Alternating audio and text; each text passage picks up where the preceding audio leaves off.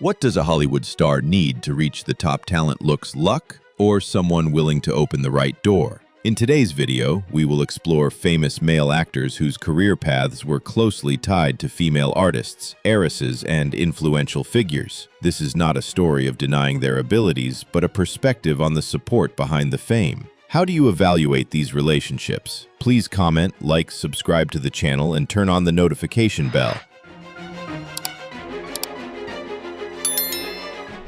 Before appearing alongside John Wayne in famous Western films, John Agar had never been trained to become a movie star. He was a young serviceman who had just completed his service, and the woman walking beside him was Shirley Temple, one of the most famous faces in America at that time. The two married in 1945 when Temple was only 17 years old. The wedding quickly became a press sensation, thrusting Agar from near obscurity straight into Hollywood's spotlight. Shortly after, producer David O. Selznick offered him a contract and acting training classes.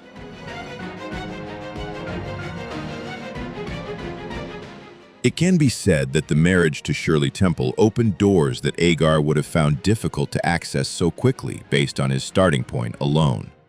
However, calling Agar's entire career a gift from his famous wife would not be entirely fair. Opportunities may be given, but he still had to stand before the camera himself and prove his working ability. Agar's first film role was in Fort Apache in 1948, a film directed by John Ford, starring John Wayne, Henry Fonda, and Shirley Temple herself.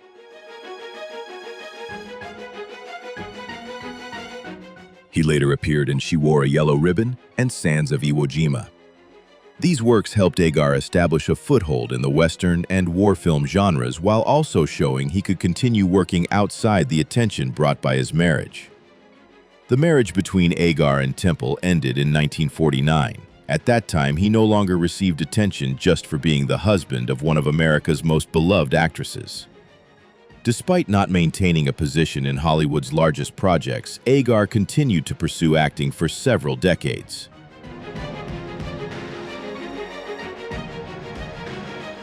He gradually became a familiar face in the science fiction genre through works such as Revenge of the Creature Tarantula and The Mole People. Many films once considered low-budget productions later attracted a dedicated audience, helping Agar's name live on in the memories of classic cinema lovers. John Agar's story is therefore not simply the journey of a man relying on his wife's fame. Shirley Temple clearly brought him closer to Hollywood and created his first major turning point.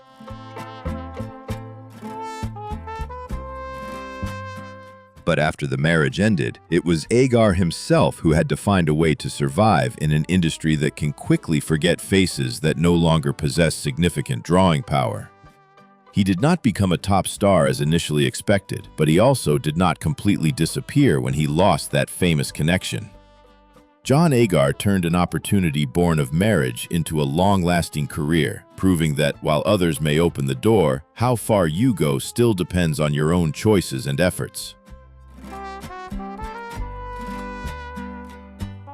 In Room at the Top, Lawrence Harvey played Joe Lampton, an ambitious young man always seeking a way into the upper class. That character pursued status through talent calculation and advantageous relationships. The similarity between the role and certain details of Harvey's private life once led many to question his path to success. But real life is always more complex than a movie character. Lawrence Harvey was born in Lithuania, grew up in South Africa, and moved to London in 1946.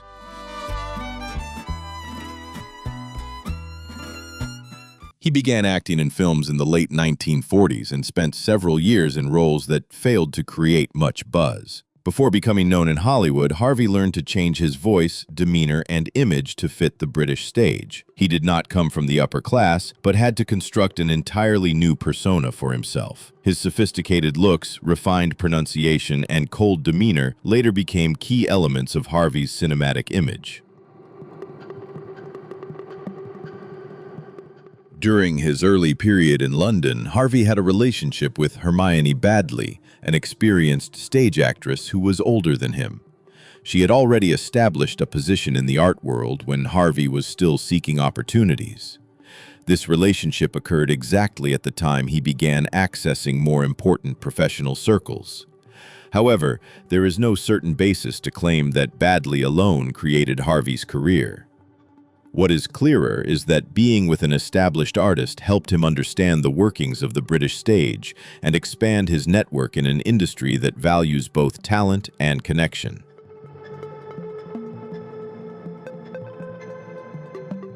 Harvey later married actress Margaret Leighton in 1957. Leighton was already a highly regarded stage artist, but Harvey was also stepping into his own by then with his own roles. 2 years later, Room at the Top brought him international success and an Oscar nomination for Best Actor. This was followed by films like The Alamo, Butterfield 8, and especially The Manchurian Candidate. Those roles showed that Harvey's success cannot be explained solely by personal relationships. In 1968, he married Joan Perry, a former actress and widow of Harry Cohn, the former head of Columbia Pictures. Perry had great wealth and extensive Hollywood connections. The marriage brought Harvey closer to the influential circles of the American film industry. However, by that time, he was already an internationally famous actor. Therefore, it would be inaccurate to say that Joan Perry created his career or that Harvey married only for professional gain. The two divorced in 1972. What is notable about Lawrence Harvey's story is not a simple conclusion that he relied on famous women.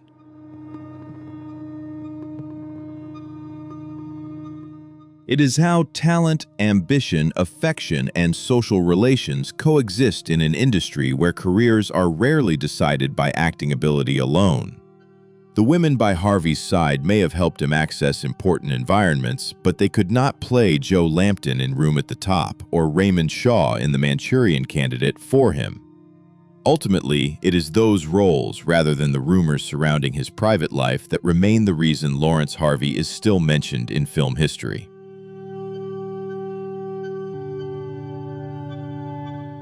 On screen, George Reeves was the man who could fly through the sky, stop danger, and solve every problem with calm. But behind Superman's cape was an actor who had faced periods of professional instability and a relationship that provided him with significant support. Reeves was trained at the Pasadena Community Playhouse before landing a small role in Gone with the Wind. In the following years, he appeared in many films, but mostly in supporting roles.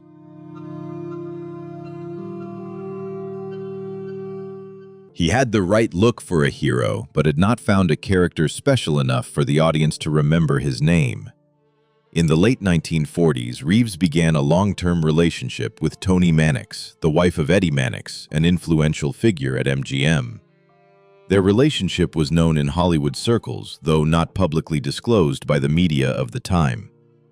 Toni supported Reeves both emotionally and financially while helping him maintain a home and a more stable lifestyle during his uncertain career years.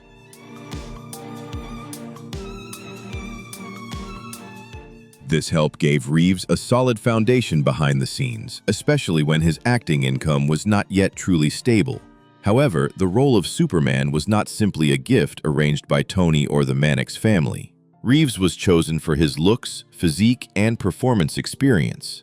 After the film Superman and the Mole Men, he continued in the lead role of the television series Adventures of Superman. The show made Reeves one of the most familiar faces to young audiences in the 1950s.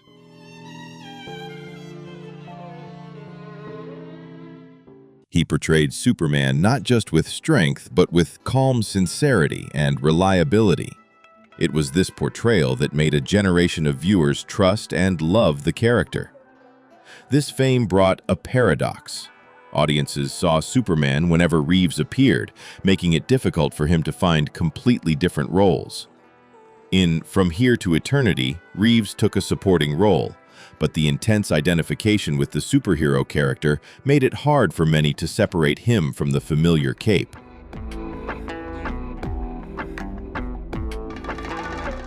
The role that brought Reeves fame simultaneously limited how Hollywood perceived his ability. The actor wanted to go further, but the industry and audience continued to see him as a single character. Toni Mannix's support thus had clear significance. She provided Reeves with stability during a period when income and acting opportunities were not always certain. However, this relationship should not be turned into a claim that Reeves was entirely without talent or that all his achievements were created by the influence of others.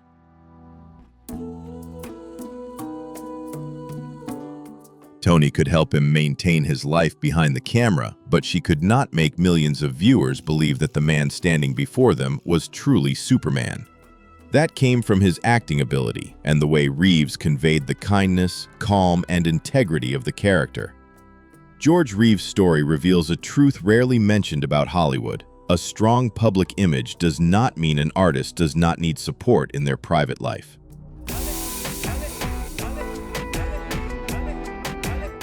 Being helped by others does not diminish their talent. The important thing is to distinguish between a relationship that brings stability and a rumor suggesting an entire career exists only thanks to someone else's power. 3 men, 3 completely different paths. Shirley Temple helped John Agar cross the first threshold. Relationships with established female artists brought Lawrence Harvey closer to important professional environments. Toni Mannix brought George Reeves stability behind the Superman persona. But opportunity does not equal achievement.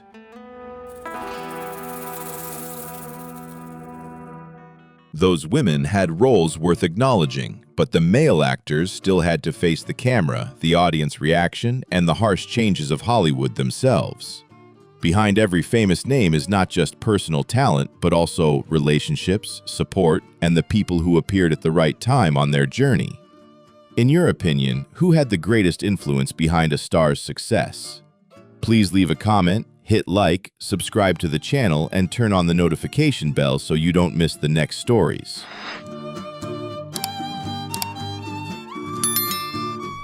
When Desi Arnaz married Lucille Ball in 1940, he was already a charismatic musician and band leader, but his position in Hollywood was not yet truly stable. Arnaz toured frequently, while Ball had steady acting work and a stronger network within the film industry. In the early years of the marriage, it was Ball's career that provided the family with a relatively secure financial foundation. However, Arnaz did not just stand in his wife's shadow. He persistently sought the right opportunity to prove his own abilities.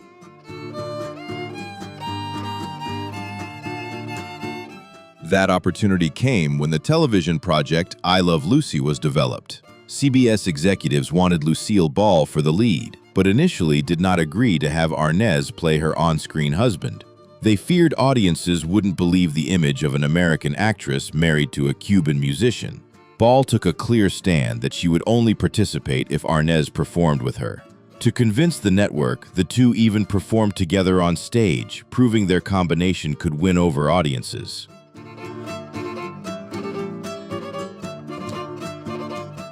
Once given the chance, Desi Arnaz quickly showed he was more than just a husband brought into the show by his wife. As head of Desilu Productions, he helped develop the multi-camera sitcom filming method before a live audience, while emphasizing image quality so the show could be syndicated. Those decisions helped I Love Lucy become a television phenomenon and laid the foundation for the production model used widely thereafter. Lucille Ball opened a crucial door, but Arnaz was the one who turned that opportunity into his own professional legacy.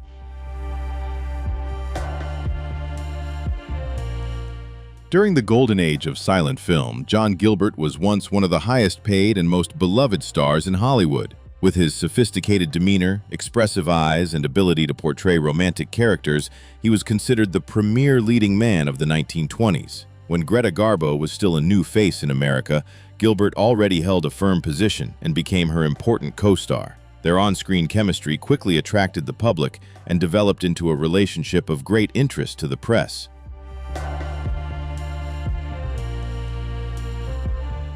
The balance of power between them shifted when talkies began to replace silent films. Garbo's career continued to grow strongly, while Gilbert struggled to maintain his old status. Many stories once claimed his voice caused his downfall, but film records show more complex causes, including changing tastes, poor film choices, and disagreements with MGM leadership.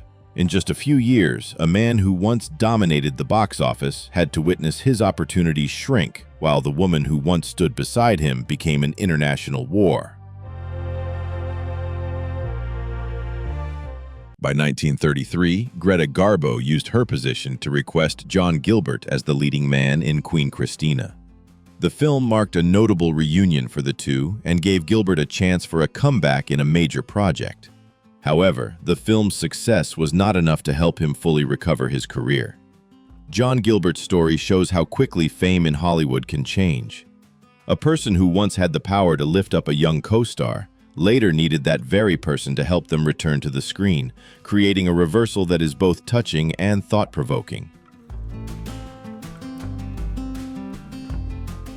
Gary Merrill already had experience on stage, film, and radio before meeting Bette Davis, but his name could not yet compare to her status. In 1950, the two appeared together in All About Eve, one of the most prominent films about backstage life, and the fear of being left behind by time. Shortly after the work was completed, Merrill and Davis married. This event immediately put him in the media spotlight, as Davis was then already a cinematic icon with a strong personality and a multi-year career.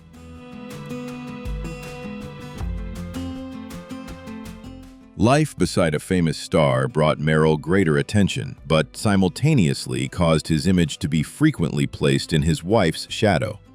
They built a family, cared for their children together, and appeared together in several projects. However, differences in fame, work pressure, and the strong personalities of both gradually created many disagreements.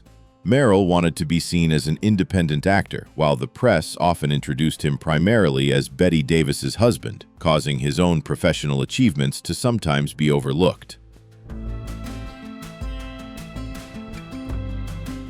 Their marriage ended in 1960 after nearly a decade together. Gary Merrill continued in film and television, appearing in various works, but his relationship with Bette Davis remains the most frequently mentioned part of his life story. This shows that a partner's fame can bring opportunity and attention, but also creates an invisible limit. Merrill had his own career, yet the public never completely separated his image from the powerful woman who accompanied him during his most memorable period.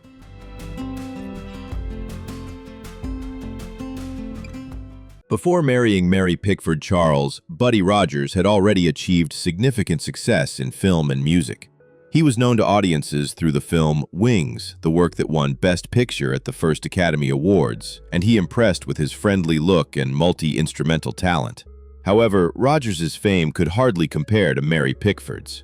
She was not only one of the biggest stars of the silent era, but also a co-founder of United Artists and a deeply influential figure in Hollywood history.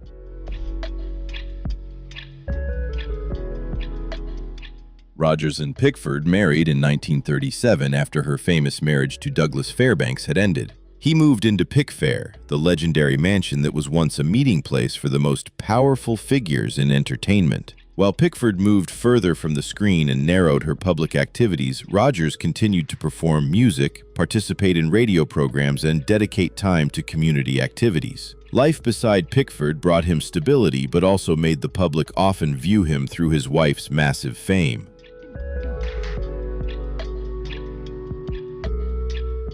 The difference in Rogers' story is that he did not seek to compete with Pickford's status or leave when her film career faded. Their marriage lasted nearly 42 years until Pickford passed away in 1979. Rogers became her long-term companion during the years she lived more privately at Pickfair. Although his career did not reach his wife's level of influence, this relationship cannot be described simply by dependence. It also reflected devotion, adaptability, and the choice to prioritize their shared life over fame-seeking ambition.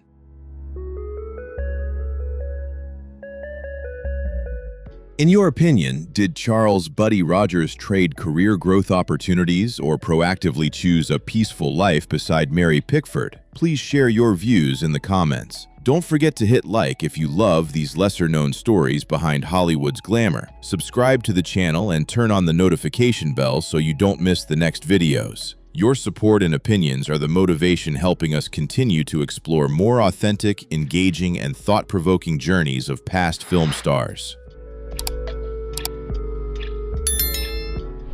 Before becoming one of the most sought-after interior designers for Hollywood's elite, William Haynes was a prominent MGM actor. In the 1920s, he caught attention through films such as Brown of Harvard, Tell It to the Marines, and Show People. Haynes often portrayed confident, mischievous, and somewhat arrogant young men, an image that helped him attract a large audience. Behind the scenes, he maintained a long-term relationship with Jimmy Shields, who accompanied him for most of his life. As Hollywood entered an era of stricter control over artist images, Haynes's private life no longer fit the model MGM wanted to promote. After an incident involving the police in 1933, the studio was said to have pressured him to change his lifestyle and build an image more acceptable to the public of that time. Haynes did not choose that path and did not leave Jimmy Shields. His film career thus gradually closed, but this decision showed he was willing to protect his personal life.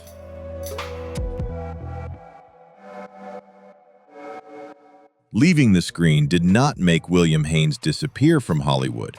With his aesthetic sense and creativity, he shifted to interior design, quickly receiving support from friends like Joan Crawford. Many actors, producers, and wealthy families hired him to decorate their homes, helping Haynes build a second successful career lasting decades. Influential women in the film world contributed by bringing him new opportunities, but it was his design talent and persistence that helped him maintain his long-term position.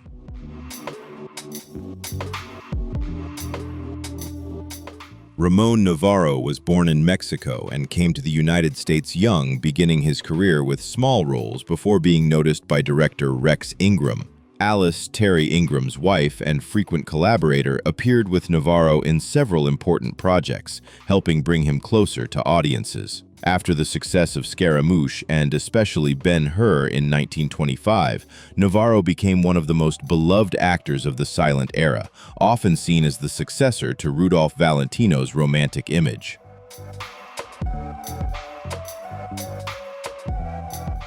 Studios built an image for Navarro as a sophisticated, charming leading man who was always surrounded by famous women. In the conservative Hollywood society of the time, stars' personal lives were often strictly controlled to protect their audience appeal. Therefore, Navarro's appearances with actresses and high society figures also helped maintain the image MGM desired. However, those social relationships could not replace the acting ability, professionalism, and personal charisma that helped him stand firm on the screen.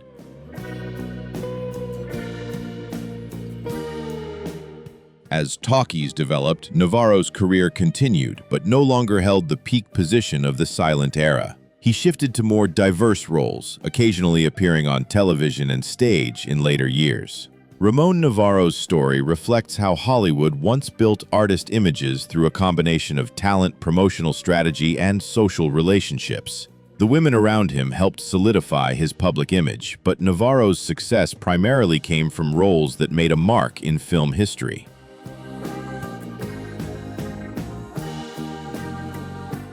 Rudolph Valentino arrived in the United States from Italy and worked various jobs before finding a position in film. The turning point came with The Four Horsemen of the Apocalypse in 1921, making him a phenomenon of the silent screen. Thereafter, The Sheik solidified the romantic and mysterious image that audiences especially loved. During his period of intense fame, Valentino met Natasha Rambova, a costume and art designer with a distinct creative style, who later became his second wife.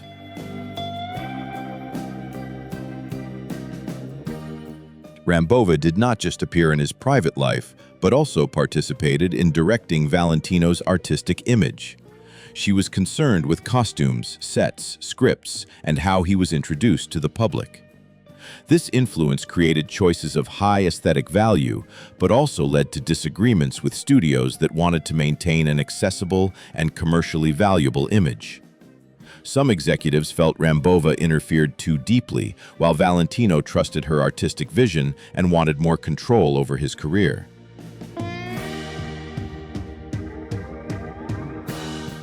Their marriage ultimately ended, and Valentino returned to the screen with works like The Eagle and The Son of the Sheik. In 1926, he passed away at age 31 following complications related to emergency surgery, leaving fans across America in mourning. Natasha Rambova had a significant influence on Valentino's style and decisions, but she was not the only creator of that fame. It was his presence before the camera and ability to connect with audiences that made him a long-lasting icon of silent cinema.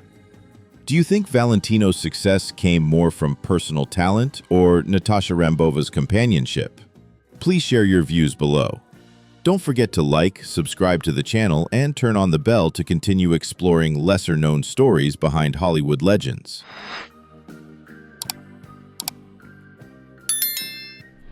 Before becoming a cinematic icon of sophistication, Cary Grant was born Archibald Leach and grew up in a working-class family in Bristol, England. He came to America with a performance troupe working on stage before signing a contract with Paramount. A key opportunity appeared in 1933 when Mae West chose Grant to star opposite her in She Done Him Wrong and I'm No Angel. By then, West was already a major star with significant creative control, while Grant was still seeking roles to make himself memorable.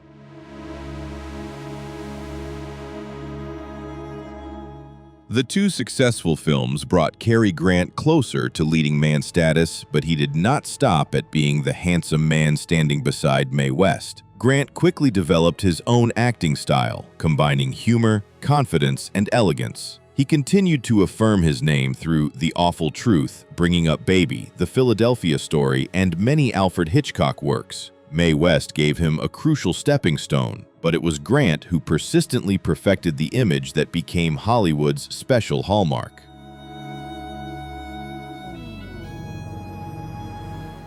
In 1942, Grant married Barbara Hutton, the heiress to one of America's largest fortunes. The marriage brought his private life intense media attention and placed Grant in wealthy and influential social circles. However, by the time they married, he was already a famous star and maintained a successful career after they divorced. Women like Mae West and Barbara Hutton played significant roles in Grant's journey, but they could not replace the talent, role choices, and discipline that helped him survive across decades. Robert Taylor, born Spangler Arlington Brew, arrived in Hollywood with striking looks but limited acting experience. MGM signed him, changed his name, and gradually built him into a romantic lead. When Taylor began a relationship with Barbara Stanwyck, she was already a successful actress, highly regarded for her acting ability and firmly established in the industry. Stanwyck was 4 years older than Taylor, understood Hollywood's inner workings, and was credited with helping him gain confidence under the pressure of rising fame. They married in 1939 after several years of dating. MGM enthusiastically promoted the marriage as the image of a famous couple fit the studio's strategy. Stanwyck brought experience, stability, and career advice, while Taylor gradually affirmed his ability through films like Camille, Waterloo Bridge, and Johnny Eager. Yet it would be unfair to say he only succeeded thanks to his famous wife. Taylor maintained a busy work schedule and became one of the male actors with the longest tenure at MGM.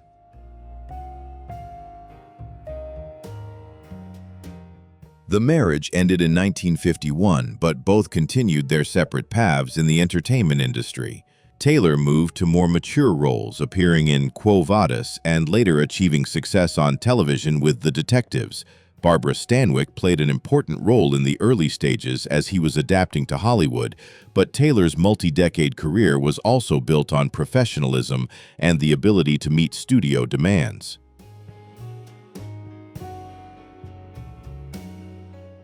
Their story shows that a relationship can provide great support without necessarily negating the efforts of the person being helped. In your opinion, in a relationship like Robert Taylor and Barbara Stanwyck's, how much can support from a partner decide success? Please leave your thoughts in the comments, hit like, subscribe to the channel, and turn on the notification bell so we can explore more interesting stories behind Hollywood's glamour.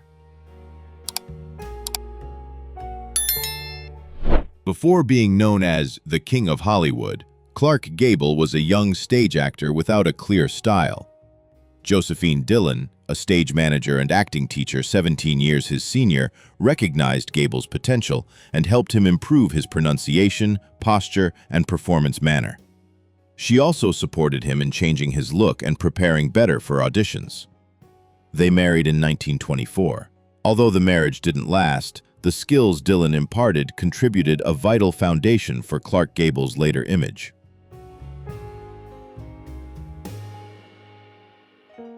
After splitting from Dillon, Gable married Rhea Langham, a wealthy woman with many social connections. Langham helped him become accustomed to high society environments, choose appropriate attire, and build a professional actor's persona. During that time, Gable began receiving notable roles and signed with MGM. Langham's support provided him with stability as he was developing his career, but great success only came when Gable proved his screen presence through strong, natural roles that set him apart from many male actors of the time.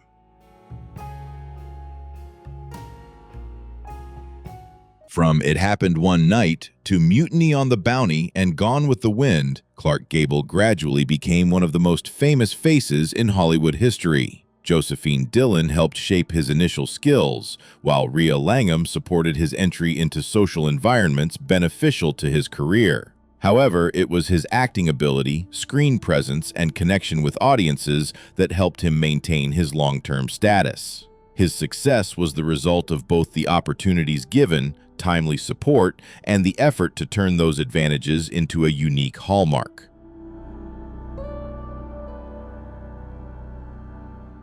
Does receiving support from someone more powerful diminish the value of an artist's success?